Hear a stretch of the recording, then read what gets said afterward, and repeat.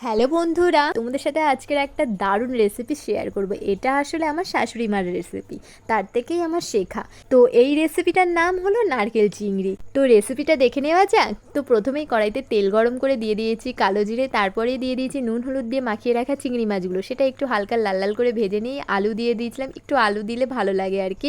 তো ওটাকে ভালো করে নাড়িয়ে চাড়িয়ে নিয়েছিলাম, আর এদিকে একটা মশলা করে নিয়েছিলাম। মশলার জন্য দিয়েছি সর্ষে, কাঁচা লঙ্কা, নারকেল, আর একটু নুন দিয়েছি, আর জল দিয়ে একটা মিহি পেস্ট করে নিয়েছি। তারপরে ওটা ভাজা ভাজা হয়ে গেল, তারপরে ওর মধ্যে ওর মশলাটা দিয়েছি, তারপর মশলাগুলো জলটাও দিয়েছি, তারপরে নুন হলুদ লঙ্কা গুঁড়ো আর একটু চিনি আর কাঁচা লঙ্কা চেরা দিয়ে ভালো করে নাড়িয়ে সেটাকে চাপা দিয়ে দিয়েছি সেদ্ধ হওয়ার জন্য। তো তারপরে আলুটা সেদ্ধ হয়ে গেছে, দেখো খুব সুন্দর কালারটা এসছে। তারপরে ওটাকে ভালো করে নাড়িয়ে চাড়িয়ে নিয়ে নামানোর আগে শুধু একটু কাঁচা সর্ষের তেল দিয়েছি, আর আমাদের নারকেল চিংড়ি রেডি। দারুণ হয়েছিল কিন্তু, তোমরা একবার ট্রাই করেই দেখতে পারো।